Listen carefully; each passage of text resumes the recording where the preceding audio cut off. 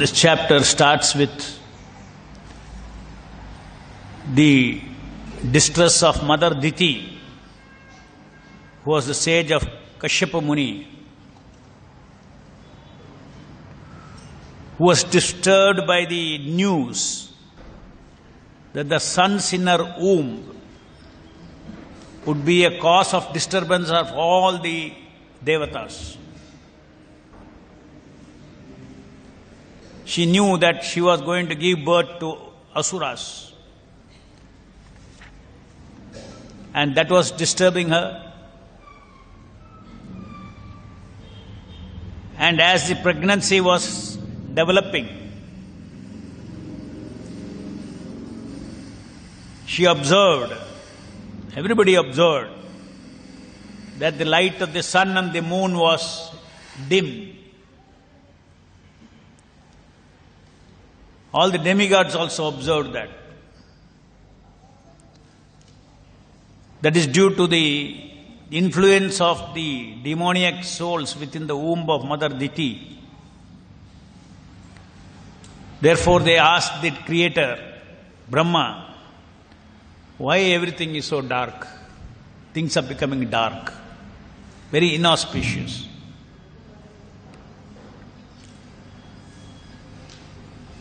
Which means demons can become so powerful even when they are in the womb. Jai Krishna.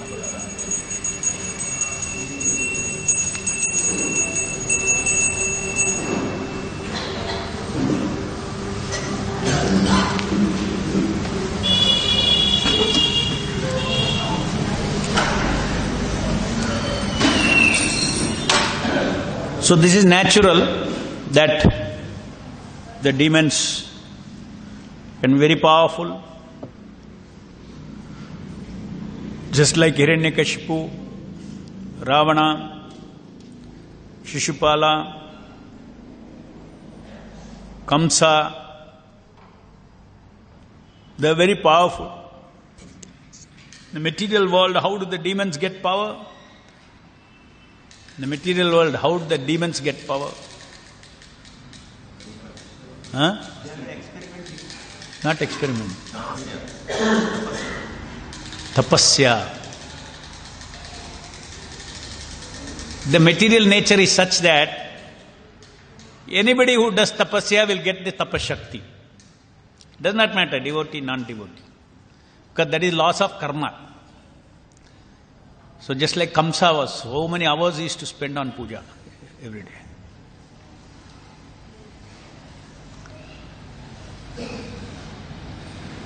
Not only that, Kamsa and all, no, I am not the body also.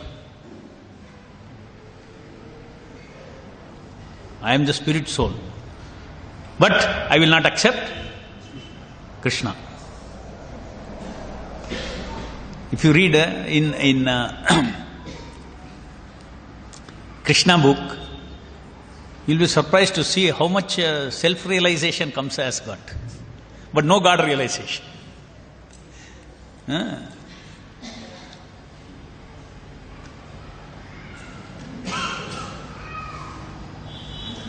How many of you want to hear in Kannada? Kannadadalli? Sari. ಈ ಪ್ರಪಂಚದಲ್ಲಿ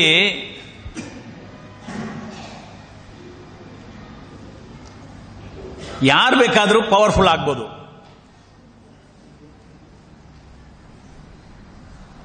ಭಕ್ತ ಅಂತ ನೋಡಲ್ಲ,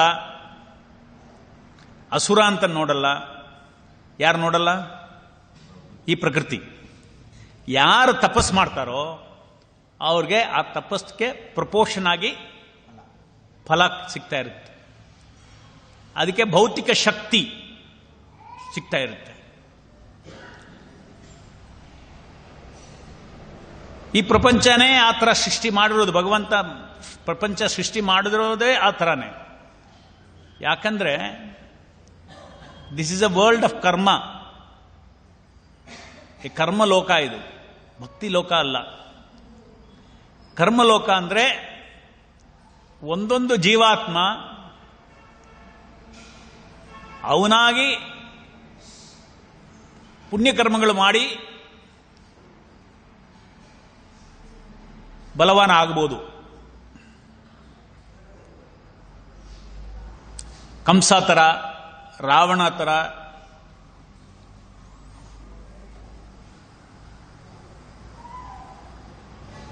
ಹಿರಣ್ಯಕಶಿಪು ಥರ. ಹಿರಣ್ಯಕಶಿಪು ತಪಸ್ಸು ಯಾವ ಥರ ಮಾಡಿದ್ರಂದ್ರೆ ದೇವಲೋಕ ಎಲ್ಲ ಶೇಕ್ ಆಗ್ತಾ ಇತ್ತು. ಭಾಗವತಲ್ಲಿ ಡಿಸ್ಕ್ರೈಬ್ ಮಾಡಿದೆ. ಅವನದಿಂದ ಬ್ರೀದಿಂಗ್ ಶಕ್ತಿಯಿಂದ ಆರ್ಡಿನರಿ ಲಿವಿಂಗ್ ಎಂಟಿಸ್ಗೆ ಬ್ರೀದಿಂಗ್ ಡಿಫಿಕಲ್ಟಿ ಬರ್ತಾ ಇತ್ತು. ಅಷ್ಟು ತಪಶಕ್ತಿ. ಅದಕ್ಕೆ ಆ ಥರ ಒಂದು ಅಸುರನ ಸಾಯಿಸಲಿಕ್ಕೆ ಕೃಷ್ಣನೇ ಹುಟ್ಟಬೇಕು, ಭಗವಂತನೇ ಹುಟ್ಟಬೇಕು. ಅದೇ ನರಸಿಂಹ ಆಗಿ ಬಂದು ಅವನ್ನ ವಧ ಮಾಡಿದ್ದು. ಸೊ ಈ ಪ್ರಪಂಚದಲ್ಲಿ ಕೆಲವರಿಗೆ ಶಕ್ತಿ ಜಾಸ್ತಿ ಅಂದರೆ ನಾವು ಅದರಲ್ಲಿ ಏನು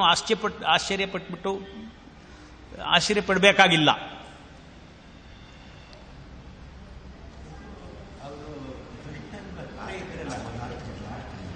ಕೃಷ್ಣನ ಯಾರು?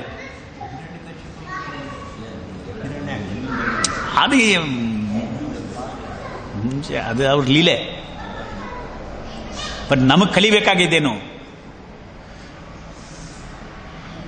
ಅವರು ಆ ಲೆವೆಲ್ನಲ್ಲಿ ಭಗವಂತನ ಲೀಲೆಗೋಸ್ಕರ ವೈಕುಂಠ ಲೋಕದಿಂದ ಕೆಳಿಸಿ ಶತ್ರು ಆಗಿ ಇರಬೇಕು, ನನ್ನ ಶತ್ರು ಆಗಿ ಇರಬೇಕು ಅಂತ. ಬಟ್ ಎಲ್ಲ ಶತ್ರುಗಳು ಆ ಥರ ಅಲ್ಲ. ಇವತ್ತಿನ ಕಾಲದಲ್ಲಿರೋ ನಾಸ್ತಿಕರು ಇವರೆಲ್ಲ ಸಾಧಾರಣ ಜೀವಿಗಳು. ಅವರು ತಪಸ್ಸೆ ಮಾಡಿ, ಅಫ್ಕೋರ್ಸ್ ಕಲಿಯುಗದಲ್ಲಿ ಹಸುರುಗಳಿಗೂ ತಪಸ್ಸೆ ಮಾಡಲಿಕ್ಕೂ ಶಕ್ತಿ ಇಲ್ಲ. ಎಲ್ಲ all are weak fellows. Weak fellows.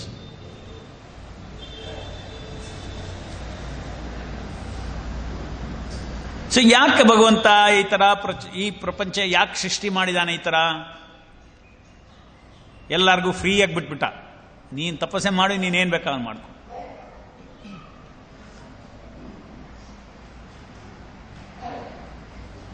ಅದಕ್ಕೆ ಈ ಪ್ರಪಂಚ ಬಂದ್ಬಿಟ್ಟು, ಈ ಪ್ರಪಂಚದಲ್ಲಿ ಅನೇಕ ಜೀವಿಗಳು, ಅನಂತ ಜೀವಿಗಳು. ಎಷ್ಟಿದೆ ನಮ್ಗೆ ಗೊತ್ತಾಗಲ್ಲ, ಹೇಳಕ್ಕಾಗಲ್ಲ, ಕೌಂಟ್ ಮಾಡೋಕ್ಕಾಗಲ್ಲ. ನಮ್ಮ ಮನಸ್ಸಿನಲ್ಲಿರೋ ಥರ human population is this much, ಈ ಪ್ರಪಂಚ ಅಂದರೆ ಇಷ್ಟು ಜನ ಇದ್ದಾರೆ.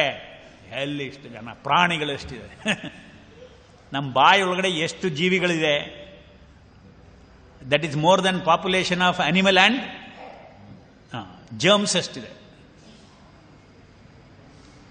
ಹೆಂಗೆ ಎಲ್ಲ ಜಾಗದಲ್ಲೂ ಜೀವಿಗಳಿದೆ. ಆ ಜೀವಿಗಳಿಗೆಲ್ಲ ಒಂದೊಂದು ಶರೀರ ಇರುತ್ತೆ, ಭೌತಿಕ ಶರೀರ. ಜೀವಿಗಳಂದ್ರೆ, ಜೀವಾತ್ಮ ಅಂದರೆ ಆಧ್ಯಾತ್ಮಿಕ ಕೃಷ್ಣನ ಅಂಶ. ಅದು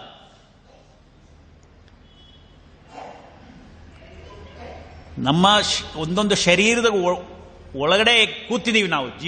ಜೀವಾತ್ಮ ನಮ್ಮ ಶರೀರ ಅಲ್ಲ, ಜೀವಾತ್ಮ.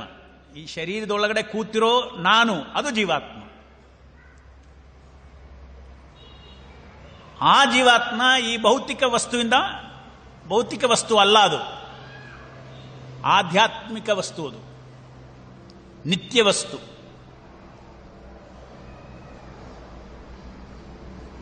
ನಮ್ಮ ಪ್ರಕೃತಿನೇ, ನಮ್ಮ ನೇಚರೇ, ನಮ್ಮ ಸ್ವಭಾವನೇ ಅದು ಏನು, ನಿತ್ಯವಾಗಿರಬೇಕಂತ.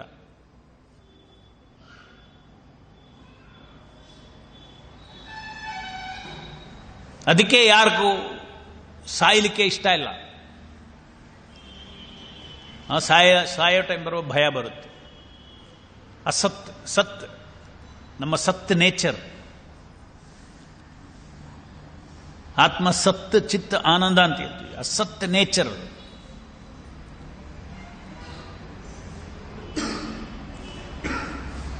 ಸೊ ಜೀವಾತ್ಮಗಳು, ಅನ್ಲಿಮಿಟೆಡ್ ಜೀವಾತ್ಮಗಳಿದ್ದಾರೆ.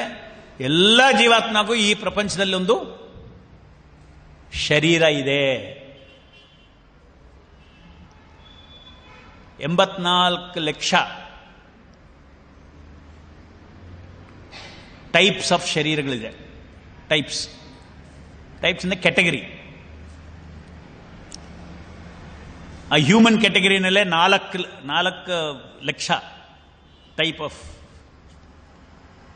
ಡೆವಲಪ್ಮೆಂಟ್ ಇದೆ.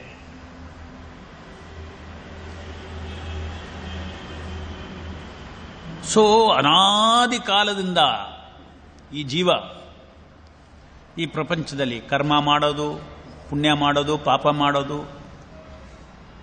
ಒಂದು ಶರೀರ ತಗೊಳ್ಳೋದು, ಅದ್ರ ಮೇಲೆ ಅದು ಆ ಶರೀರದಲ್ಲಿ ಏನೆಲ್ಲ ಕರ್ಮ ಮಾಡ್ತಾನೆ, ಆ ಕರ್ಮ ಶಕ್ತಿಯಿಂದ ನೆಕ್ಸ್ಟ್ ಲೈಫು ಪುಣ್ಯ ಪಾಪ ಫಲಗಳು ಬರುತ್ತೆ, ಸುಖ ದುಃಖವಾಗಿ ಬರುತ್ತೆ. ಈ ಪ್ರಪಂಚದಲ್ಲಿ ನಾವು ಒಂದು ಶರೀರದಲ್ಲಿ ಹುಟ್ಟಿದ ಮೇಲೆ ಸಾಯೋವರೆಗೂ ಕೆಲವಾಗ ಸುಖ ಇರುತ್ತೆ, ಕೆಲವಾಗ ದುಃಖ ಇರುತ್ತೆ, ಸುಖ ಇರುತ್ತೆ, ದುಃಖ ಇರುತ್ತೆ. ಬಟ್ ಆತ್ಮದು ಗುರಿ ಏನಂದ್ರೆ ಆನಂದ ಆಗಬೇಕು, ಆನಂದವಾಗಿರಬೇಕು, ನಿತ್ಯ ಆನಂದವಾಗಿರಬೇಕು. ಬಟ್ ನಿತ್ಯ ಆನಂದ ಇರೋದಿಲ್ಲ, ಸುಖನೂ ಬರುತ್ತೆ, ದುಃಖನೂ ಬರುತ್ತೆ.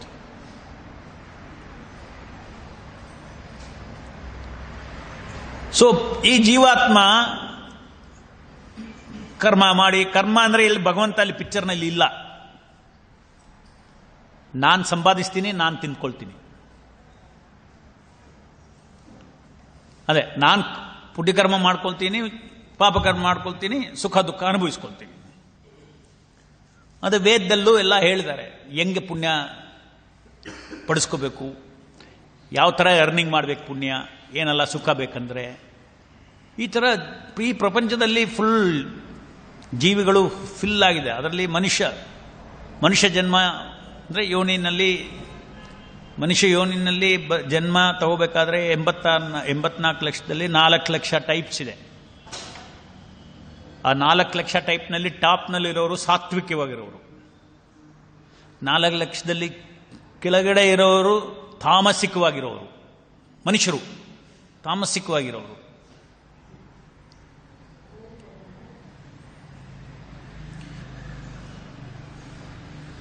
ಹಿಂಗೆ ಈ 84 ಲಕ್ಷ ಯೋನಿಗಳಲ್ಲಿ ಸುತ್ತಿ ಸುತ್ತಿ ಸುತ್ತಿ ಸುತ್ತಿ ಸುತ್ತಿ ಆತ್ಮಗೆ ಟಯರ್ಡ್ ಆಗ್ಬಿಡ್ತಾನೆ. ಎಲ್ಲೂ ಸಿಗ್ತಾ ಇಲ್ವಲ್ಲ ನಿತ್ಯ ಆನಂದ. ನಾನು ಯಾರು? ಒಂದೊಂದು ಟೈಮ್ ಒಂದೊಂದು ಲೈಫ್ನಲ್ಲಿ ಒಂದೊಂದು ಶರೀರ ತಗೊಳ್ಳುವಾಗ ನಾನು ಈ ಶರೀರ ಅಂತ ನಾನು ತಿಳ್ಕೊಳ್ತಾ ಇದ್ದೀನಿ. ಬಟ್ ಬೇರೆ ಏನೋ ನಡೀತಾ ಇದೆಯಲ್ಲ, ನನಗೆ ತೃಪ್ತಿನೇ ಬರ್ತಾ ಇಲ್ವಲ್ಲ.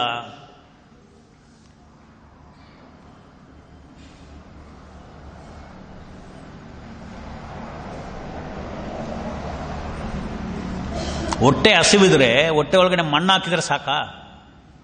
ಹಸು ಹೋಗುತ್ತಾ? ಹಸು ಹೋಗಲ್ಲ. ಅಲ್ಲ, ಮಣ್ಣಲ್ಲಿ ರಾಗಿ ಮುದ್ದೆ ಥರ ಮಾಡಿ ತಿನ್ನಿ,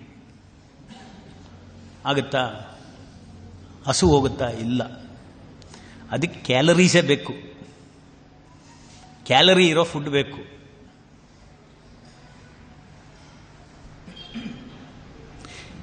ಈ ಪ್ರಪಂಚದಲ್ಲಿ ಒಂದು ಜೀವಾಗೂ ಕೂಡ ಈ ಶರೀರದಿಂದ ಆತ್ಮಗೆ ಆತ್ಮತೃಪ್ತಿ ಹೇಳ್ತಾ ಇರೋದು, ಶರೀರ ತೃಪ್ತಿ ಅಲ್ಲ, ಆತ್ಮತೃಪ್ತಿಗೆ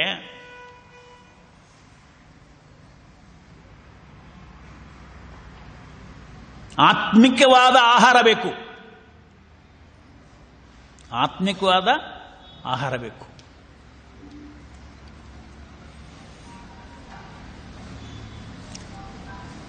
ನಮ್ಮ ಕರ್ಮ, ದ ಪಾತ್ ಆಫ್ ಕರ್ಮ,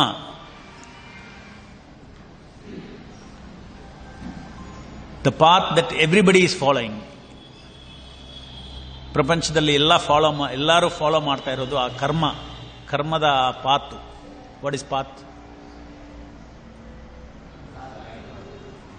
ಮಾರ್ಗ. ಆ ಕರ್ಮದ ಮಾರ್ಗದಿಂದ ಈ ಪ್ರಪಂಚದಲ್ಲಿ ಅದರಿಂದ ಆತ್ಮಕ್ಕೆ ಆಹಾರ ಸಿಕ್ಕಲ್ಲ. ಅದರಿಂದ ಪ್ರಪಂಚದಲ್ಲಿ ಎಲ್ಲರೂ ಅತೃಪ್ತರಾಗಿದ್ದಾರೆ, ತೃಪ್ತಿನೇ ಇಲ್ಲ ಯಾರಿಗೂ. ಸುಖ ಬರುತ್ತೆ, ದುಃಖ ಬರುತ್ತೆ. ಅದನ್ನ ಆ ಥರ ಸುಖ ನನಗೆ ಬೇಡ. ಆತ್ಮಕ್ಕೆ ಅಂದರೆ ನಿತ್ಯ ಸುಖ ಬೇಕು. ಸಂಬಂಧಗಳು,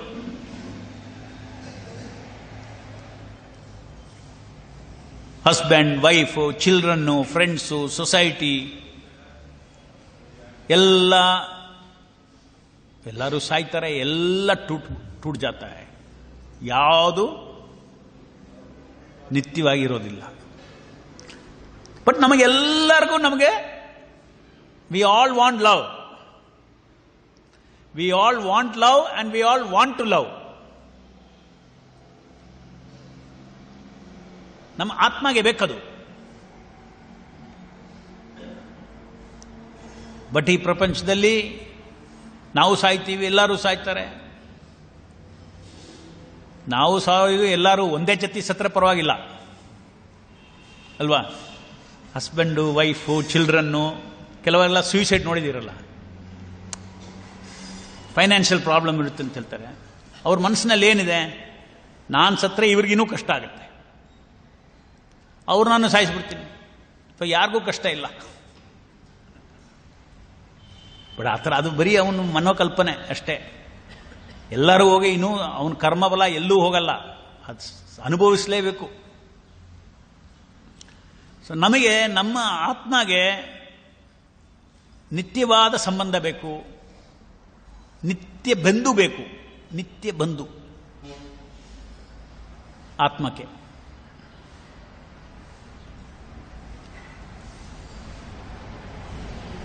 ನಿತ್ಯ ಆನಂದ ಬೇಕು. You need eternal love, eternal happiness. ಆನಂದ ಇರಬೇಕು. ಹ್ಯಾಪಿನೆಸ್ ಅಂದ್ರೆ ಏನು? ಎಲ್ಲ ಚೆನ್ನಾಗಿದೆ, ಏನೋ ಡಿಸ್ಟರ್ಬ್ ಆದ್ರೆ ಹ್ಯಾಪಿನೆಸ್ ಹೋಯ್ತು.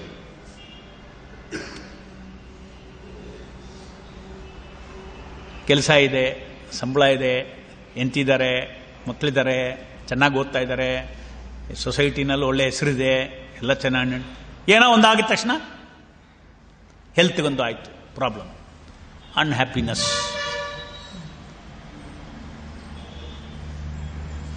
So we all want happiness, we all want love, we all want pleasure.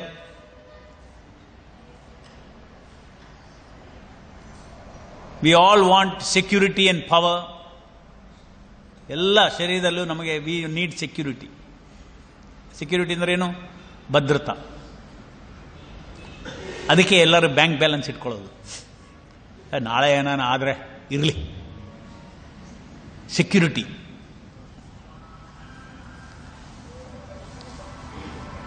ಸರಿ, ಸೆಕ್ಯೂರಿಟಿ ಆಯಿತು. ಬೇಕಾಗಿದ್ದ ನಾಳೆ ಊಟಕ್ಕೆ ಮಲ್ಗಕ್ಕೆಲ್ಲ ಇನಫ್ ದುಡ್ಡಿದೆ, ಅವನು ಸುಮ್ಮನೆ ಇರಲ್ಲ. ಇನ್ನು ಎಕ್ಸ್ಟ್ರಾ ಏನು? ಇನ್ನು ದುಡ್ಡು ಯಾಕಬೇಕು ನಿನಗೆ? ಪವರ್ಗೆ ಎಕ್ಸ್ಟ್ರಾ. ಅದು ಪರ್ಚೇಸ್ ಮಾಡೋಣ, ಇದು ಪರ್ಚೇಸ್ ಮಾಡೋಣ, ಅದು ಮಾಡೋಣ, ಸೊಸೈಟಿನಲ್ಲಿ ಒಳ್ಳೆ ಮನೆ ತಗೊಳ್ಳೋಣ, ಇನ್ನೂ ದೊಡ್ಡ ಮಗನ ಇನ್ನೂ ಕಾರ್ ತಗೊಳ್ಳೋಣ, ಅದು ಮಾಡೋಣ, ಇದನ್ನ ಪವರ್. ಯಾರಿಗೆ ತೋರ್ಸಕ್ಕೆ? ಸೊಸೈಟಿಗೆ ತೋರ್ಸಕ್ಕೆ ಅಷ್ಟೇ. ಸೊಸೈಟಿಗೆ ತೋರ್ಸಕ್ಕೆ, ಅಲ್ಲಾಂದ್ರೆ ಮಕ್ಕಳಿಗೆಲ್ಲ ತೋರ್ಸಕ್ಕೆ. ನೋಡು ನಿಮ್ಮಪ್ಪ ಏನು ಪವರ್ ಇದ್ದಾನೆ.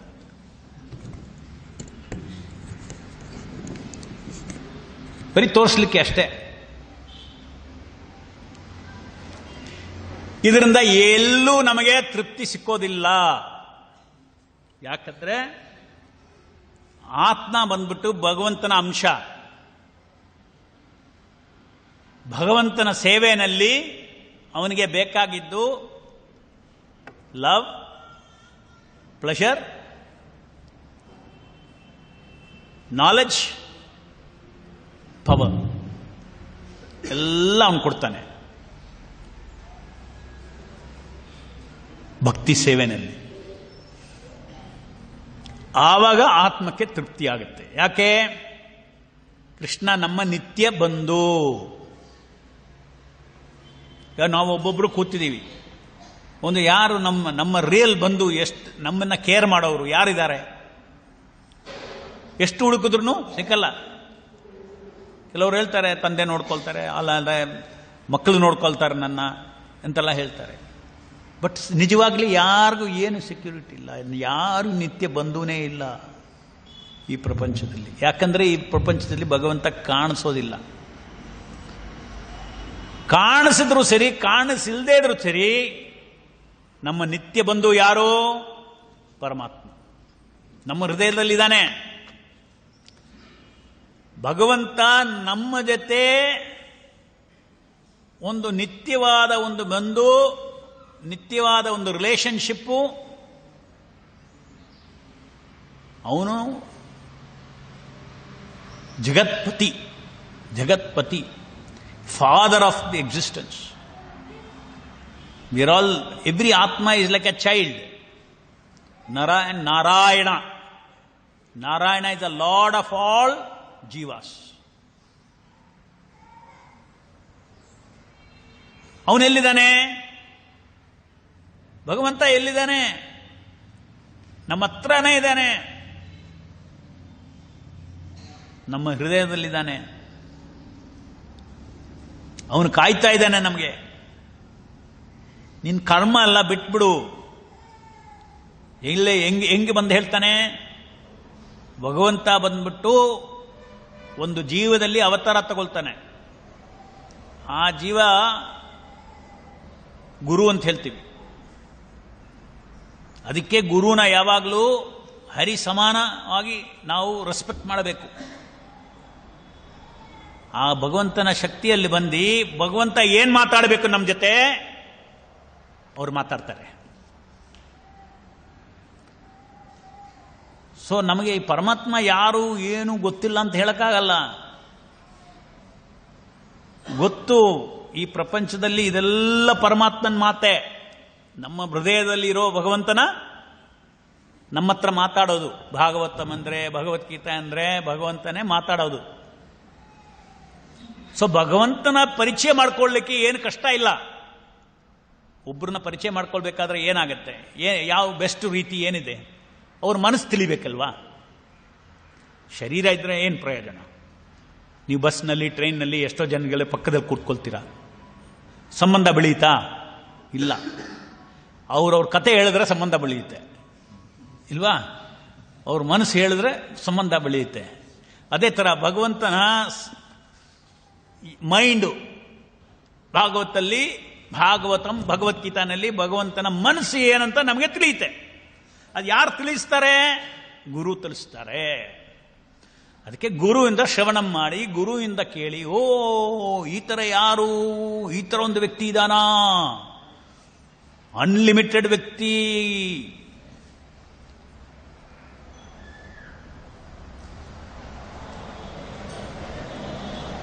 ನಿತ್ಯವಾದ ಒಂದು, ಇದು ಎಲ್ಲಾ ಥರ ಜಗತ್ಪತಿ, ಆ ಥರ ಒಬ್ಬರಿದಾನ. ಪರಮ ಈಶ್ವರನ. ನಾವೆಲ್ಲ ಚಿಕ್ಕ ಈಶ್ವರಗಳು. ಅದಕ್ಕೆಲ್ಲ ಕಂಟ್ರೋಲ್, ನಮ್ಮ ಬಾಡಿ ಕಂಟ್ರೋಲ್ ಮಾಡಕ್ಕೆ ಟ್ರೈ ಮಾಡ್ತೀವಿ, ಅದು ಮಾಡ್ತೀವಿ, ದುಡ್ಡು ಕಂಟ್ರೋಲಕ್ಕೆ ಮಾಡ್ತೀವಿ. ಓಹೋ, ಈ ಥರ ಒಂದು ವ್ಯಕ್ತಿ ಇದಾನ, ಪರಂ ಈಶ್ವರ. ಎಲ್ಲಿದ್ದಾನೆ ಅವನು? ಅಲ್ಲಿ ನಿನ್ನ ಹೃದಯದಲ್ಲೇ ಇದ್ದಾನೆ ಅಂತ ಗುರು ಹೇಳ್ತಾನೆ. ಅಯ್ಯೋ, ಇಷ್ಟು ಇಂಟ್ರೆಸ್ಟಿಂಗ್ ಪರ್ಸನ್ ಇದ್ದಾನೆ, ಇಲ್ಲೇ ಇದ್ದಾನೆ ಅಂತ ಹೇಳ್ತಾ ಇದ್ದಾರಲ್ಲ. ನನಗೆ ಸಂಬಂಧ ಬೆಳೆಸಲೇಬೇಕು ಈ ವ್ಯಕ್ತಿ ಜೊತೆ. ಅಲ್ಲಿ ಭಗವದ್ಗೀತೆಯಲ್ಲಿ ಕೃಷ್ಣ ಹೇಳ್ತಾನೆ, ನೀನು ಎಷ್ಟೋ ಜನ್ಮ ತಗೊಂಡಿದ್ದೇನೆ, ನಾನು ಜನ್ಮ ತಗೊಂಡಿದ್ದೇನೆ, ನೀನೆಲ್ಲ ಮರ್ತ್ಬಿಟ್ಟಿಯ, ನಾನು ಮರೆಯೋದೇ ಇಲ್ಲ. ದಟ್ ಮೀನ್ ನಿತ್ಯವಾಗಿ ಅವನು ಅದೇ ಶರೀರದಲ್ಲಿ ಇರ್ತಾನೆ, ಅವನು ಸಾಯೋದಿಲ್ಲ ಭಗವಂತ. ಅಯ್ಯೋ, ಆ ಥರ ವ್ಯಕ್ತಿ ಇದ್ರೆ ಬೇಕು ನನಗೆ. ಅವನ ಜೊತೆ ಸಂಬಂಧ ಬೆಳೆಸ್ಕೊಳ್ಳೇಬೇಕು. ಅಲ್ಲ, ಬಾಕಿ ಎಲ್ಲ ವೇಸ್ಟ್ ಆಫ್ ಟೈಮೇ. ಎಷ್ಟೆಷ್ಟೋ ಜನ್ಮದಲ್ಲಿ ಓಡಿ ಓಡಿ ಓಡಿ ಓಡಿ ಓಡಿ ತಂದೆ ತಾಯಿ ಮಕ್ಕಳು ಹೆಂಡತಿ ಅಜ್ಜ ಅಜ್ಜಿ ಫ್ರೆಂಡ್ಸು ಯಾರು ಎಲ್ಲಿಂದ ಯಾವ ಸಂಬಂಧದಿಂದ ನನಗೆ ತೃಪ್ತಿ ಸಿಕ್ಕುವುದೇ ಇಲ್ಲ.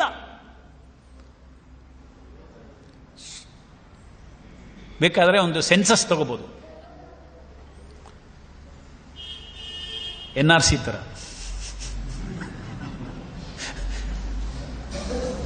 ಇವಾಗೆಲ್ಲರೂ ಹೇಳ್ತಾರೆ ನಾವು ಸೆನ್ಸಸ್ಗೆ ಹೋಗುವಾಗ ಯಾರು ಕೋಆಪರೇಟ್ ಮಾಡಲ್ಲ ಅಂತ, ಇನ್ಫಾರ್ಮೇಶನ್ ಕೊಡಲ್ಲ ಅಂತ. ನಾವೊಂದು ಸ್ಪಿರಿಚುವಲ್ ಸೆನ್ಸಸ್ ತಗೊಂಡ್ರೆ ನಿಮ್ಗೆ ಎಷ್ಟು ವಯಸ್ಸಾಯಿತು?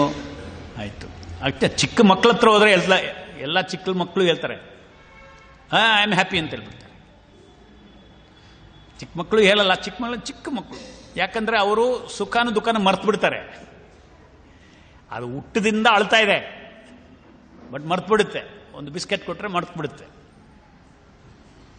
ಆತ್ಮ ಈ ಪ್ರಪಂಚದಲ್ಲಿ ಹುಟ್ಟದಿಂದ ದುಃಖನೇ. ಅದು ತಾನೇ. ಮಗು ಏನು ನಕ್ಕೊಂಡು ಬರುತ್ತಾ? ಎಲ್ಲ ಅಳ್ಕೊಂಡೇ ಬರುತ್ತೆ.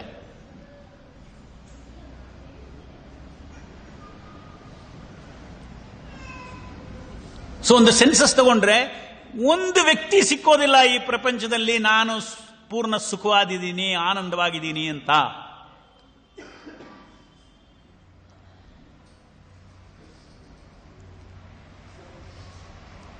ಮತ್ತೆ ಇನ್ನೊಂದು ಸೆನ್ಸಸ್ ತಗೊಳ್ರಿ, ಇನ್ನೊಂದು ಕ್ವಶನ್ ಕೇಳ್ರಿ ಅವ್ರ ಹತ್ರ. ನಿಮಗೆ ದುಃಖ ಇಷ್ಟನಾ? ಕೇಳಿ ನೋಡ್ರಿ. ಏನು ಹೇಳ್ತಾರೆ? ಇಲ್ಲ, ನಾನು ಬದುಕಿರೋದೇ ಸುಖಕ್ಕೆ, ಸಿಗ್ತಾ ಇಲ್ಲ. ಕೆಲವಾಗ ಸಿಕ್ಕುತ್ತೆ, ಕೆಲವಾಗ ದುಃಖ ಸಿಕ್ಕುತ್ತೆ.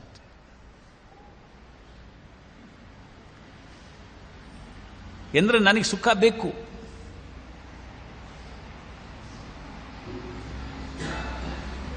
ಬಾಡಿಗೆ ಮನೆಯಲ್ಲಿ ಇರೋರ ಹತ್ರ ಎಲ್ಲ ಹೋಗಿ ಕೇಳ್ರಿ, ನಿಮ್ ಸ್ವಂತ ಮನೆ ಬೇಕಾ? ಅದೇ ಬಾಡಿಗೆ ಮನೆಯಲ್ಲೇ ಇರಬೇಕಾ? ಎಲ್ಲರೂ ಹೇಳ್ತಾರೆ ಸ್ವಂತ ಮನೆ. ಯಾಕೆ? ಆತ್ಮದ ನೇಚರ್ ಅದು. ಅಯ್ಯೋಯ್ಯೋ ಅಲ್ಲಲ್ಲಿ ಏನು ಸರ್ಟನಿಟಿನೇ ಇಲ್ಲ, ನಾಳೆ ಇವನು ಅಲ್ಲಿ ಮನೆ ಬಿಡು, ಖಾಲಿ ಮಾಡು, ಅದು ಹೇಳ್ತಾನೆ ಇದು ಹೇಳ್ತಾನೆ ಅಂತ.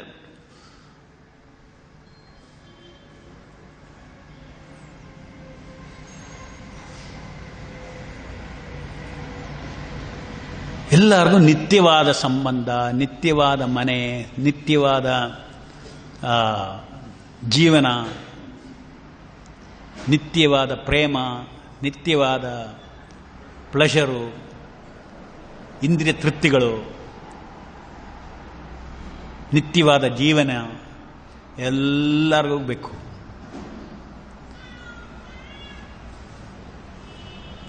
ಸೊ ಪರಮಾತ್ಮ ನಮ್ಮ ಹೃದಯದಲ್ಲಿ ಕೂತ್ಕೊಂಡು ಸುಹೃದಂ ಸರ್ವಭೂತಾನಾಂ, ಎಲ್ಲಾ ಜೀವಿಗಳದ್ದು ಸುಹೃತ್.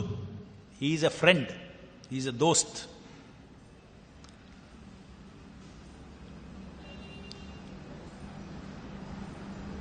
ನೀನೀ ಪ್ರಪಂಚದಲ್ಲಿ ನನ್ನ ಬಿಟ್ಟು ನೀನು ಸುಖಕ್ಕೆ ನೀನು ಪ್ರಯತ್ನ ಮಾಡಿದ್ರೆ ಮಾಡಪ್ಪ, ನನಗೇನು ಒಬ್ಜೆಕ್ಷನ್ ಇಲ್ಲ.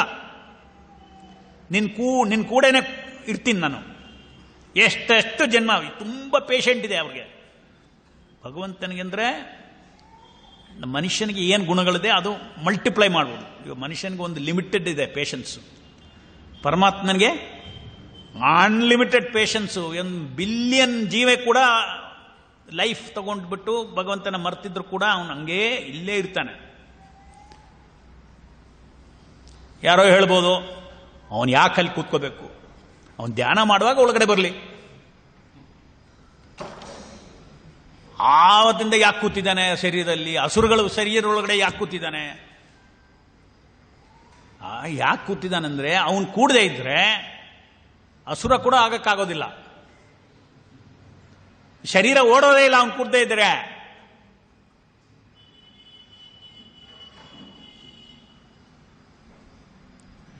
ಈ ಫ್ಯಾನ್ ಒಳಗಡೆ ಕರೆಂಟ್ ಹೋಗದೆ ಇದ್ರೆ ಓಡುತ್ತಾ ಫ್ಯಾನು? ಇಲ್ಲ. ಈ ಶರೀರ, ನಮ್ಮ ಎಲ್ಲ ಶರೀರ ಓಡೋದು ಯಾಕೆ? ಅವನು ಕೂತಿದ್ದಾನೆ.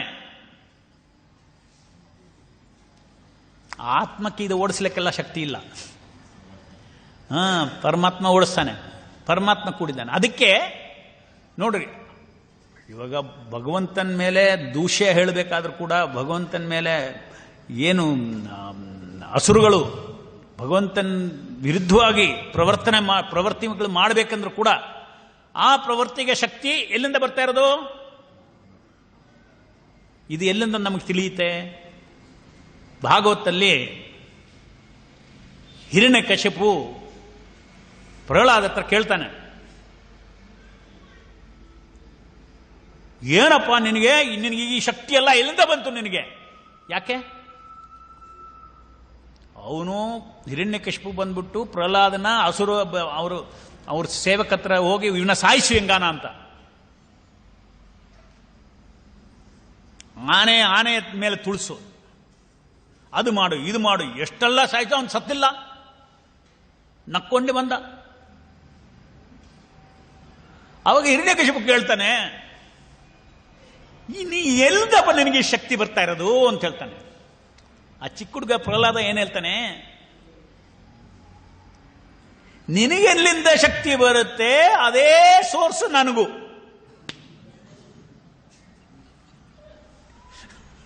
ನಿನಗೆ ಮಾತಾಡಕ್ಕೆ ಎಲ್ಲಿ ಶಕ್ತಿ ಬರ್ತಾ ಇದೆಯೋ ಅದೇ ಜಾಗದಿಂದ ನನಗೂ ಶಕ್ತಿ ಬರ್ತಾ ಇರೋದು.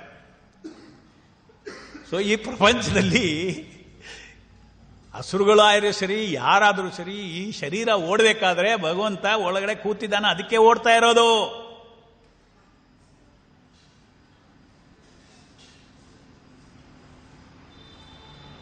ತುಂಬಾ ಕಾಂಪ್ಲಿಕೇಟೆಡ್ ಮಿಷಿನ್ ಇದು, ಆರ್ಡಿನರಿ ಮಿಷಿನ್ ಇಲ್ಲ ಇದು.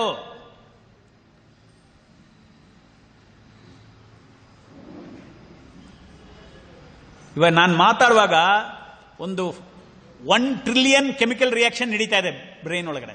ಎಷ್ಟು? 1 ಟ್ರಿಲಿಯನ್.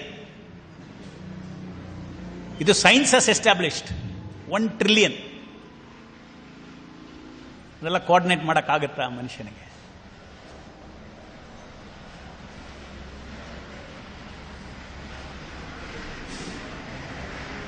$1 ಟ್ರಿಲಿಯನ್ ಅಂದ್ರೆ 1000 ಬಿಲಿಯನ್. 1 ಬಿಲಿಯನ್ ಅಂದ್ರೆ 1000 crores, 1000 millions, 100 crores. ಒಂದೊಂದು ಸೆಕೆಂಡ್ನಲ್ಲಿ ಒಳಗಡೆ ನಡೀತಾ ಇದೆ. ಡಾಕ್ಟರ್ಗಳಿಗೆ ನೋಡಿದ್ರೆ ಗೊತ್ತಾಗುತ್ತೆ, ಅವ್ರಿಗೂ ಗೊತ್ತಾಗಲ್ಲ, ಯಾಕಂದ್ರೆ ಅವ್ರ ಕಣ್ಣಿಂದ ನೋಡ್ತಾರಷ್ಟೇ.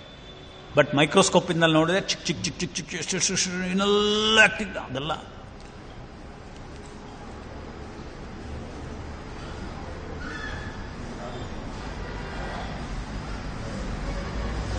ಅದೆಲ್ಲ ಕೋಆರ್ಡಿನೇಟ್ ಮಾಡೋದು ಎಲ್ಲ ಭಗವಂತ ಅಲ್ಲಿ ಕೂತ್ಕೊಂಡು ಅವನ ಸ್ಯಾಂಕ್ಷನ್ ಇಂದ. ಅವನೇ ಟ್ರೈನ್ ಇಂಜಿನ್ ಓಡಿಸೋ ತರ ಕೆಲಸ ಏನಿಲ್ಲ ಭಗವಂತನಿಗೆ ಈ ಶರೀರ ಓಡಿಸ್ಲಿಕ್ಕೆ. ಅದು ಮಾಡು ಇದು ಮಾಡು ಅಂತ. ಅದು ಭಗವಂತ ಕೃಷ್ಣ ಹೇಳ್ತಾನೆ, ಸುಮ್ಮನೆ ನಾನು ಕೂತಿದ್ದೀನಿ ಓಡುತ್ತೆ. ನಾನೇನು ಅಲ್ಲಿ ಕೂತ್ಕೊಂಡು ಕೆಲಸ ಮಾಡಬೇಕಿಲ್ಲ. ಈ ಪ್ರಪಂಚದಲ್ಲಿ ನನ್ನ ಕೆಲಸನೇ ಇಲ್ಲ, ನಾನು ಕೂತಿದ್ದೀನಿ ಓಡುತ್ತೆ. ಯಾಕೆ?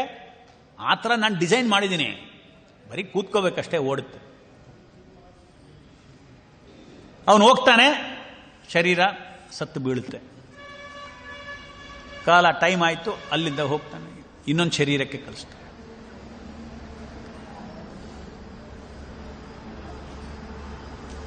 ಸೊ ಕೃಷ್ಣ ಕಾನ್ಷಿಯಸ್ನೆಸ್, ಕೃಷ್ಣ ಪ್ರಜ್ಞೆ ಅಂದರೆ ಪರಮಾತ್ಮ ಪ್ರಜ್ಞೆ.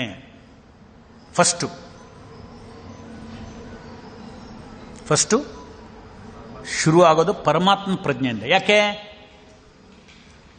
ಆ ರೂಪದಲ್ಲಿ ಭಗವಂತ ನಮ್ಮ ಹತ್ರ ಕ್ಲೋಸ್ ಆಗಿದ್ದಾನೆ. ಇವಾಗ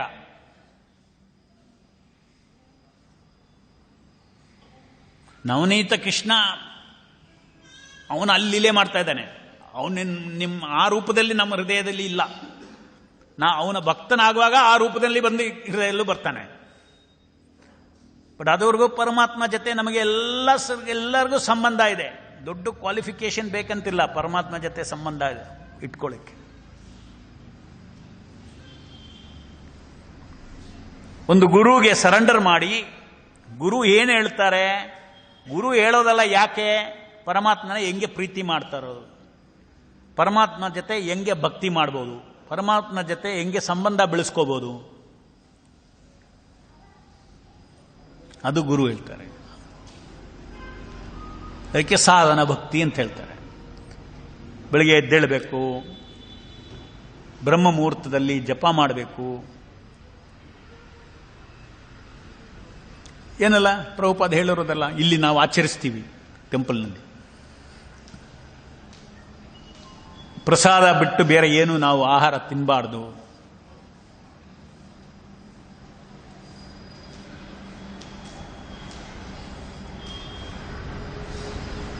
ಯಾವಾಗಲೂ ಭಗವಂತನ ನಮ್ಮ ಟೆಂಪಲ್ನಲ್ಲಿ ಇಲ್ಲದೇ ಇದ್ರೂ ಕೂಡ ಆಚೆ ಕಡೆ ಕೆಲಸ ಇದ್ರೆ ಎಲ್ಲ ಕೆಲಸದಲ್ಲೂ ಭಗವಂತನ ನಾವು ಸೇರಿಸ್ಕೋಬೇಕು. ನಮ್ಮ ಡ್ಯೂಟಿಗೆ ಡಿಪೆಂಡ್ ಆಗಬೇಕು. ನಾವು ಏನು ಮಾಡಿದ್ರೂ ಅವನಿಗೆ ಕನೆಕ್ಷನ್ ಇರಬೇಕು. ನನ್ನ ಭೌತಿಕ ವಿಷಯದಲ್ಲೆಲ್ಲ ಅವನ್ನ ಹೆಂಗೆ ಕನೆಕ್ಷನ್ ಇಟ್ಕೊಳ್ಳೋದು ಎಂತ ಮನಸ್ಸಲ್ಲಿ ಬರುತ್ತೆ ಕೆಲವು. ಭಗವಂತನ ಹೆಂಗೆ ಕನೆಕ್ಷನ್? ನಾನು ಫ್ಯಾಕ್ಟ್ರಿಯಲ್ಲಿ ನಟ್ ಬೋಲ್ಟ್ ಎಲ್ಲ ಪ್ರೊಡ್ಯೂಸ್ ಮಾಡ್ತಾ ಇದ್ದೀನಿ, ಅಲ್ಲಿ ಕೃಷ್ಣನಿಗೆ ಏನು ಸಂಬಂಧ?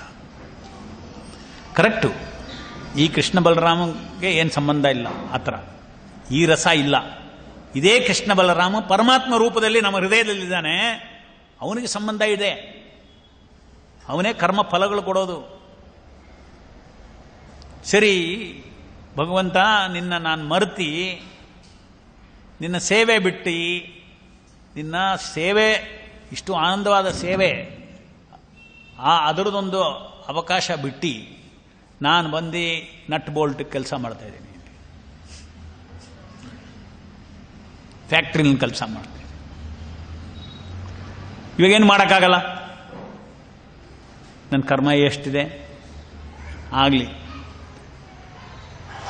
ಹರೇ ಕೃಷ್ಣ ಕೃಷ್ಣ ಕೃಷ್ಣ ಹರೇ ಹರೇ, ಹರೇ ರಾಮ ರಾಮ ರಾಮ ಹರೇ ಹರೇ ಅಂತ ಹೇಳ್ಕೊಂಡು ಅವನವನು ಕರ್ಮ ಧರ್ಮ ಏನಿದೆ ನಿತ್ಯ ನಮ್ಮ ಶರೀರ ನಡೆಸ್ಕೊಂಡು ಹೋಗ್ಬೇಕಾದ್ರೆ ಏನೆಲ್ಲ ಬೇಕು ಅದು ಕೃಷ್ಣ ಕಾನ್ಷಿಯಸ್ ಆಗಿ ಮಾಡ್ಬೋದು. ನಟ್ ಬೋಲ್ಟ್ ಪ್ರೊಡ್ಯೂಸ್ ಆದರೂ ಸರಿ, ಏನು ಕೆಲಸ ಆದರೂ ಸರಿ,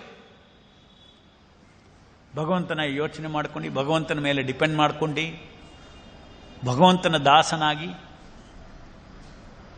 ಗುರು ಹೇಳೋ ಥರ ಏನೆಲ್ಲ ನಿರ್ದೇಶ ಕೊಟ್ಟಿದ್ದಾರೆ ಅದೆಲ್ಲ ಪಾಲನೆ ಮಾಡ್ಕೊಂಡು ಹೋದರೆ ನಮ್ಮ ಕಾನ್ಷಿಯಸ್ನೆಸ್ ಚಿತ್ತು ಈ 4 ಲಕ್ಷನಲ್ಲಿ ಕೆಳಗಡೆ ಹುಟ್ಟರೆ ತಮೋಗುಣ ಅಂತ ಹೇಳಿದ್ನಲ್ಲ, ಮೇಲೆ ಹುಟ್ಟಿದ್ರೆ ಸತ್ವಗುಣ. ಸಾಧಾರಣವಾಗಿ ತಮೋಗುಣವರು ಒಳ್ಳೆ ಕರ್ಮಗಳೆಲ್ಲ ಮಾಡಿ ಮಸ್ತು ರಜಗುಣ ಆಗಿ ಆಮೇಲೆ ಸತ್ವಗುಣ ಆಗಬೇಕು. ಬಟ್ ಭಕ್ತಿನಲ್ಲಿ ಬಂದರೆ ಗುರು ಹೇಳೋದೆಲ್ಲ ಆಚರಿಸಿದ್ರೆ ಅಲ್ಲೇ ಈ ಲೈಫ್ನಲ್ಲೇ ನಮ್ಮ ಶರೀರನೇ ಆ ಲೆವೆಲ್ಗೆ ಹೋಗ್ಬಿಡುತ್ತೆ. ಯಾವ ಲೆವೆಲ್ಗೆ? 4 lakhs ಮೇಲೆ ನಮ್ಮ ದೇವತೆಗಳ ಥರ ನಮ್ಮ ಚಿತ್ತು ಬಂದ್ಬಿಡುತ್ತೆ, ಆತ್ಮಶುದ್ಧಿ ಬಂದ್ಬಿಡುತ್ತೆ.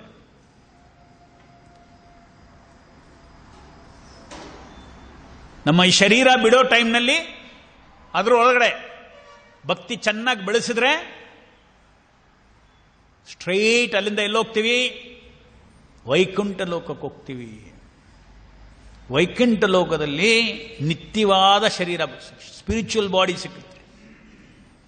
ಅದಕ್ಕೆ ಜನ್ಮ ಇಲ್ಲ, ಮೃತ್ಯು ಇಲ್ಲ, ಓಲ್ಡ್ ಏಜ್ ಇಲ್ಲ. ಭಗವಂತನ ಜೊತೆ ಏನು ರಸ ಬೇಕು ಆ ಥರ ಭಗವಂತ ನಿಶ್ಚಯ ಮಾಡಿ ಇಲ್ಲಿಂದ ಸಾಯ್ತೀವಿ, ಈ ಶರೀರ ಬಿಡ್ತೀವಿ. ಸಡನ್ಲಿ ನೀವು ಅಲ್ಲಿ ನೋಡ್ತೀರಾ ಒಂದು ಶರೀರದಲ್ಲಿ ವೈಕುಂಠದಲ್ಲಿದ್ದೀರಾ. ಇದೆಂಗೆ ಗೊತ್ತು? ನಾರದ ಡಿಸ್ಕ್ರೈಬ್ ಮಾಡಿದ್ದಾನೆ ಅವನಿಗೆ ಏನಾಯ್ತಂತ, ಅವನಿಗೆ ಹೆಂಗೆ ಸ್ಪಿರಿಚುವಲ್ ಬಾಡಿ ಸಿಕ್ತು ಡಿಸ್ಕ್ರೈಬ್ ಮಾಡಿದ್ದಾನೆ ಭಾಗವತದಲ್ಲಿ. ಸೊ ಅದಕ್ಕೆ ನಮ್ಮ ಗುರಿ ಏನಂದ್ರೆ ವೈಕುಂಠ ಲೋಕಕ್ಕೆ ಹೋಗ್ಬೇಕು, ಅಲ್ಲಿ ನಿತ್ಯ ಬಂಧು ಕೃಷ್ಣ, ನಿತ್ಯ ಆನಂದ. ಅಷ್ಟು ಈಸಿ ಅಲ್ಲ, ಈ ಪ್ರಪಂಚ ಎಲ್ಲ ಕ್ರಾಸ್ ಮಾಡಿ ವೈಕುಂಠಕ್ಕೆ ಹೋಗ್ಬೇಕಾದ್ರೆ ಎಷ್ಟು ದೂರ ಇದೆ. ಬಟ್ ಎಷ್ಟು ದೂರ ಇದ್ರೂ ಕೂಡ ಆತ್ಮದ್ದು ಸ್ಪೀಡ್ ತುಂಬ ಹೈ ಸ್ಪೀಡ್ ಇದೆ. ಇವಾಗ ನಾನು ಇಲ್ಲಿ ಕೂತ್ಕೊಂಡು ನನ್ನ ಮನಸ್ಸು ಸ್ಪೀಡ್ ಇದೆ. ಬೆಂಗಳೂರು ಟೆಂಪಲ್ ಇಮ್ಮಿಡಿಯೇಟ್ಲಿ ಅಲ್ಲಿ ಮನಸ್ಸು ಹೋಗ್ಬೋದಲ್ಲ, ಮನಸ್ಸು ಎಷ್ಟು ಫಾಸ್ಟಾಗಿ ಹೋಗುತ್ತೆ ನೋಡ್ರಿ ಬೆಂಗಳೂರಿಗೆ. ಮನಸ್ಸಿಗಿಂತ ಸ್ಪೀಡು ಆತ್ಮ. ಎಷ್ಟು ದೂರ ಇದ್ರೂ ಇದೆಲ್ಲ ಇನ್ಸ್ಟೆಂಟಾಗಿ ಅಲ್ಲಿ ಬಂದ್ಬಿಡ್ತೀವಿ. ಯಾಕೆ? ಪರಮಾತ್ಮ ನಮ್ಮನ್ನು ಕರ್ಕೊಂಡು ಹೋಗ್ತಾನೆ. ಆಯ್ತಪ್ಪ, ಈ ಪ್ರಪಂಚದಲ್ಲಿ ನೀನು ಬಂದೆ, ನಿನ್ನ ಜೊತೆ ನಾನು ಬಂದೆ, ನಿನ್ನ ಈ ಪ್ರಪಂಚ ಅಂತ ಹೇಳೋದು ಒಂದು ಸ್ಕೂಲು, ಒಳ್ಳೆ ಪಾಠ ಕಲಿಸಿದೀಯ. ಇವಾಗ ನಾನಿಲ್ಲದೆ ಸುಖ ಇಲ್ಲ, ನಾನಿಲ್ಲದೆ ಪ್ರೇಮ ಇಲ್ಲ, ನಾನಿಲ್ಲದೆ ಏನಿಲ್ಲ, ನೀನು ಚೆನ್ನಾಗಿ ಕಲ್ತುಬಿಟ್ಟಿದ್ಯಾ, ಕರ್ಕೊಂಡೋಗಿ ಎಕ್ಸಿಟ್ ಡೋರ್ನಲ್ಲಿ ಬಿಟ್ಬಿಡ್ತಾರೆ. ಹೋಗು, ನಿತ್ಯವಾದ ಜೀವನ ಇರು.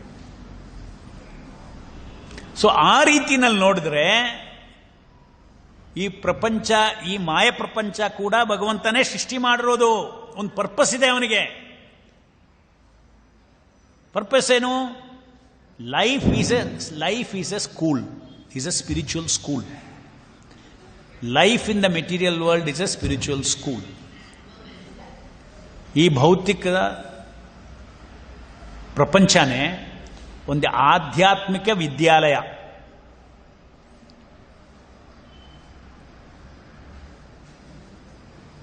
ಇಷ್ಟೆಲ್ಲ ಕಲ್ತಿದ ಮೇಲೆ ನೀವು ಸ್ಪಿರಿಚುವಲ್ ವರ್ಲ್ಡ್ಗೆ ಹೋಗಿ, ಆಧ್ಯಾತ್ಮ ವೈಕುಂಠ ಲೋಕದಲ್ಲೂ ಹೋಗಿ, ಅಲ್ಲಿ ಆ ಒಂದು ನಿತ್ಯವಾದ ಆ ಸಂಬಂಧ, ಬಂಧು, ರಿಲೇಶನ್ಶಿಪ್ಪು, ಲವ್, ಪ್ಲೆಷರು ಎಲ್ಲ ಅನುಭವಿಸಿದ ಮೇಲೆ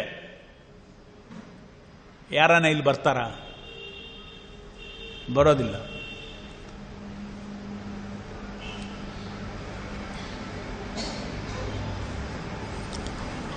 ಭೌತಿಕ ಸುಖದಲ್ಲಿ ಅವನಿಗೆ ಟೇಸ್ಟೇ ಹೋಗ್ಬಿಡುತ್ತೆ. ಅದು ಭಗವದ್ಗೀತೆಯಲ್ಲಿ ಕೃಷ್ಣ ಹೇಳ್ತಾನೆ, ನಮ್ಮ ಭೌತಿಕ ಟೇಸ್ಟು ಬಿಡಬೇಕಾದ್ರೆ ಹೈಯರ್ ಟೇಸ್ಟ್ ಬರಬೇಕು.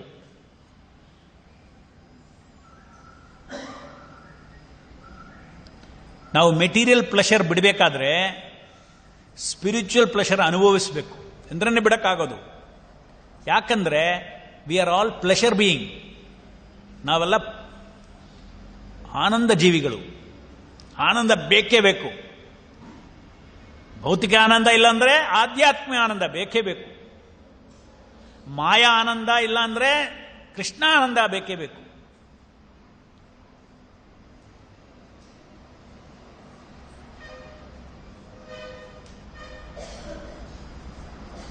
ನಮ್ಮ ಎಷ್ಟು ಮಾಯಾ ಆನಂದ ಇದ್ರೂ ಕೂಡ ನಮ್ಮ ಹೃದಯ, ನಮ್ಮ ಆತ್ಮ ಬಂದ್ಬಿಟ್ಟು ಯಾವಾಗಲೂ ಹಸಿವಾಗೇ ಇರುತ್ತೆ.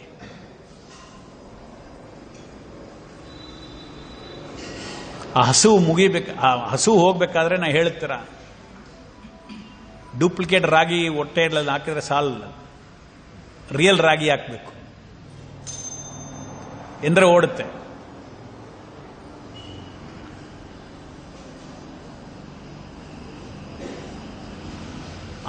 ಆಧ್ಯಾತ್ಮಿಕ ಆನಂದ, ಕೃಷ್ಣಾನಂದ,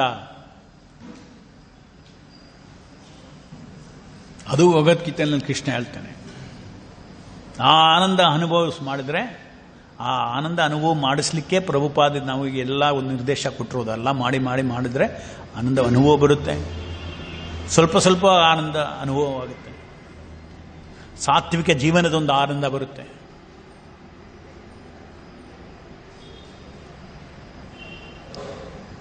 ಒಂದು ಸಲಿ ನಾನ್ ವೆಜಿಟೇರಿಯನ್ ಬಿಟ್ಟ ಮೇಲೆ ಅದೊಂದು ಟೇಸ್ಟ್ ಬರುತ್ತೆ. ಯಾವುದು? ಪ್ರಾಣಿಗಳನ್ನ ನಾನು ಸಾಯಿಸೋದಿಲ್ಲ. ನಾಲ್ಗೆಗೆ ಟೇಸ್ಟ್ ಇರ್ಬೋದು ಮೀಟು, ಅದು ಬೇರೆ. ನನ್ನ ಮನಸ್ಸಿಗೆ ಟೇಸ್ಟ್ ಹೋಯ್ತು. ನಾಲ್ಗೆಗೆ ಎಷ್ಟು ಟೇಸ್ಟ್ ಇದ್ರು ಕೂಡ ನಾಲ್ಗೆಗೆ ಮಾಸ್ಟರ್ ಯಾರು? ಮೈಂಡ್ಗೆ ಟೇಸ್ಟ್ ಹೋಯ್ತು ಅದ್ರದ್ದು.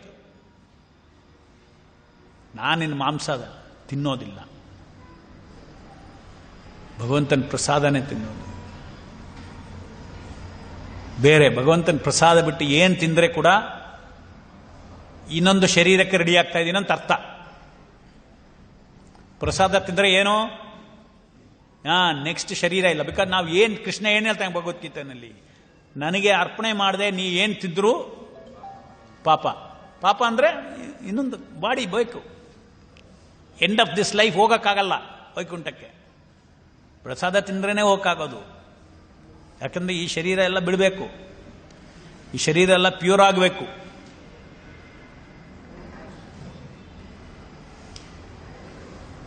ಇಟ್ಸ್ ವೈಕುಂಠ. ವೈಕುಂಠದಲ್ಲಿ ಒಂದು ಲೈಫ್ನಲ್ಲಿ ಇದು ಹೋಗ್ಬೇಕಂದ್ರೆ ಎಷ್ಟು ಇದು ನಾವು ತುಂಬ ಸುಲಭವಾಗಿ ನಮಗೆ ಒಂದು ಶುದ್ಧ ಭಕ್ತವಾಗ ಪ್ರಭುಪಾದರು ಆಮೇಲೆ ಚೈತನ್ಯ ಮಹಾಪ್ರಭು ಕೃಪೆಯಿಂದ ನಮಗೆ ಹರೇ ಕೃಷ್ಣ ಮಹಾಮಂತ್ರ ಸಿಕ್ಕಿದೆ. ಅದಕ್ಕೆ ಹರೇ ಕೃಷ್ಣ ಜಪ ಮಾಡಿ ನಮ್ಮ ಮನಸ್ಸು ನಮ್ಮ ಚಿತ್ತು ಎಲ್ಲ 5 ವರ್ಷ 3 ವರ್ಷ 4 ವರ್ಷ ಅಲ್ಲ ಅಂದರೆ 2 ವರ್ಷ ಚಿತ್ತೇ ಬದಲಾವಣೆ ಆಗುತ್ತೆ. ನೀವೆಲ್ಲ ಡಿವೋಟೀಸ್ ಆಗಿದ್ದೀರಲ್ಲ, ನಾವೆಲ್ಲ ಡಿವೋಟೀಸ್ ಆಗಿದ್ದೀವಿ. ಇದು ಎಲ್ಲಿಂದ ಬಂದು ಸುಮ್ಮನೆ ಆಟೋಮೆಟಿಕ್ ಆಗಿ ಬಿದ್ದಿಲ್ಲ. ಭಗವಂತನ ನಾಮ, ಭಗವಂತನ ಪ್ರಸಾದ ಎಲ್ಲ ಈ ಶರೀರಕ್ಕೆ ಹೋಗಿ ಹೋಗಿ ಹೋಗಿ ಈ ಒಂದು ಚಿತ್ತ ಬಂದಿದೆ. ಅದಕ್ಕೆ ಕಾರಣ because of that it is believable and because of the assurance of guru it is believable that I will go to Vaikuntha. ಅವರು ಹೇಳೋದು ಮಾಡ್ತಾ ಇದ್ರೆ ವೈಕುಂಠಕ್ಕೂ. ಪ್ರಶ್ನೆ ಇದೆಯಾ? Any questions? 84 lakhs ಇದಾವಲ್ಲ, 4 lakhs human, ಆಮೇಲೆ 80 other people. Whether under this view, this is in the bacteria ಎಲ್ಲ ಇದೆ. Over in 80 lakhs. Everything covered. 84 ಲಕ್ಷದಲ್ಲಿ ಜರ್ಮ್ಸು ಅದೆಲ್ಲ ಒಂದೊಂದು ಕ್ಯಾಟಗರಿ ಇರುತ್ತೆ. Just like human being 4 lakh ಇದೆಯಲ್ಲ, ಹ್ಯೂಮನ್ ಬೀಯಿಂಗ್ಸ್ 4 lakh ಕ್ಯಾಟಗರೀಸ್. ಎಷ್ಟೋ ಲಕ್ಷಾಂತರ ಕೋಟಿ ಜನಸಂಖ್ಯೆ ಇದೆ ಮನುಷ್ಯಂದೆ. ಅದನ್ನೆಲ್ಲ 4000 ಕ್ಯಾಟಗರಿನಲ್ಲಿ ಬಿಳಿಸ್ಬಿಟ್ಟು ಸ್ವಲ್ಪ ಕನ್ಫ್ಯೂಸಿಂಗ್ ಇದೆ. 4 lakhs ಇದೆಯಲ್ಲ, ಯಾವ ತರ ಇದೆ ಹ್ಯೂಮನ್ ಬೀಯಿಂಗ್ಸ್? ಒಂದು ಇಷ್ಟು ನೇಷನ್ಸ್ ಇದ್ದಾವೆ, ಅದು ಲಿಮಿಟೆಡ್. ಒಂದು 5,000 ಇರ್ಬೋದು, 10,000, 20,000, 1 lakh ಇರ್ಬೋದು. 4 lakhs ಹೇಗಿರ್ತದೆ ಇರಕ್ಕೆ ಸಾಧ್ಯ? ಇಲ್ಲ, 4 lakh ಸ್ಪೀಶೀಸ್ ಅಂದ್ರೆ ಎಲ್ಲ ಅಲ್ಲಿ ಇರ್ಬೇಕಂತಿಲ್ಲ. ಇವಾಗ ಸ್ವರ್ಗಲೋಕದಲ್ಲಿ ಹೋದ್ರೆ ಎಲ್ಲ ಹೈ ಲೆವೆಲ್ನಲ್ಲಿವರು ಇರ್ತಾರೆ, ಯಾವುದು ಸತ್ವಗುಣದಲ್ಲಿ. ಅಲ್ಲಿ ತಮಗುಣವರು ಸಿಕ್ಕೋದಿಲ್ಲ. ನರಕಕ್ಕೆ ಹೋದ್ರೆ ಅದೇ ತರ ಸತ್ವಗುಣದಲ್ಲಿರೋರು ಸಿಕ್ಕೋದಿಲ್ಲ. ಆ 4 lakhನಲ್ಲಿ ಒಂದು ಬಾಟಮ್ 2 lakhs ಇರ್ಬೋದು. ತಮೋಗುಣ ಅಂದ್ರೆ ಪವರ್ ಇಲ್ಲ ಅಂತಲ್ಲ, ತಮೋಗುಣದಲ್ಲೂ ಇಂದ್ರಿಯ ತೃಪ್ತಿಗಳಿದೆ, ಸತ್ವಗುಣದಲ್ಲೂ ಇಂದ್ರಿಯ ತೃಪ್ತಿಗಳಿದೆ. Okay, earth is middle planet. ನಮ್ಮ ಭೂಮಿ ಮಿಡಿಲ್ ಪ್ಲಾನೆಟ್. ಇಲ್ಲಿ ತಾಮಸಿಗವರು ಇದ್ದಾರೆ, ಎಲ್ಲ 4 lakh ಇದ್ದಾರೆ. ಎಲ್ಲರನ್ನು ನೋಡ್ಬೋದು ಇಲ್ಲಿ ಕ್ಯಾಟಗರಿ. ಬಟ್ ಇದು ಕ್ಯಾಟಗರಿ ಏನು? ಕಾನ್ಷಿಯಸ್ನೆಸ್ ಬೇಸಿಸ್ ತರ. ಪ್ರಭುಪಾದ್ ತುಂಬ ಚೆನ್ನಾಗಿ ಹೇಳ್ತಾರೆ. ಇದು ಅರ್ಥ ಮಾಡ್ಕೊಂಡ್ರೆ ಎಲ್ಲ ಅರ್ಥ ಆಗುತ್ತೆ.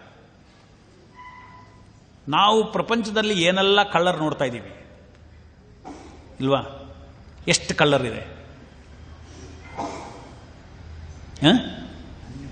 ಅನ್ಲಿಮಿಟೆಡ್ ಅಲ್ವಾ?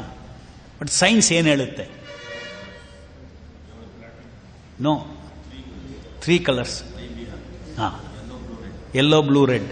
ಈ 3 ಕಲರ್ ನಿಮ್ಮ ಹತ್ರ 3 ಕಲರ್ ಲಿಕ್ವಿಡ್ ಇದ್ರೆ ಯಾವ ರೀತಿನಲ್ಲೇ ಅದನ್ನು ಮಿಕ್ಸ್ ಮಾಡ್ತೀರಾ, ಈ ಪ್ರಪಂಚದಲ್ಲಿರೋ ಎಲ್ಲ ಕಲರು ಸಿಗುತ್ತೆ. ಪ್ರೈಮರಿ ಕಲರ್ಸ್ ಅಂತ ಹೇಳ್ತಾರೆ. ಅದು ಗೊತ್ತಾಗುತ್ತೆ. ನೀವು ಮನೆಗೆ ಡಿಸ್ಟೆಂಪರ್ ಹೊಡಿಲಿಕ್ಕೆ ತಗೊಂಬಂದ್ರೆ ನೀವು ಕೇಳೋ ಕಲರ್ ಕೊಡ್ತಾರೆ. ಅದು ಹೆಂಗೆ ಕೊಡ್ತಾರ್ರಿ ಕೇಳೋ ಕಲರು? ಇಲ್ಲ, ನಾವು ಹೇಳ್ತೀವಿ ಈ ಒಂದು ಡಬ್ಬ ಕೊಡ್ತೀವಿ, ಈ ಒಂದು ಡಬ್ಬ ಕೊಡ್ತೀವಿ, ಈ ಒಂದು ಡಬ್ಬ ಕೊಡ್ತೀವಿ, ಮಿಕ್ಸ್ ಮಾಡ್ರಿ. ಅದು ಸ್ವಲ್ಪ ಕಲರ್ ಬರಲಿ, ಇನ್ನೊಂದು ಸ್ವಲ್ಪ ಇದನ್ನ ಹಾಕಿರಿ, ಏನು ಶೇಡ್ ಬೇಕೋ ಆ ಶೇಡ್ ಸಿಕ್ಕುತ್ತೆ.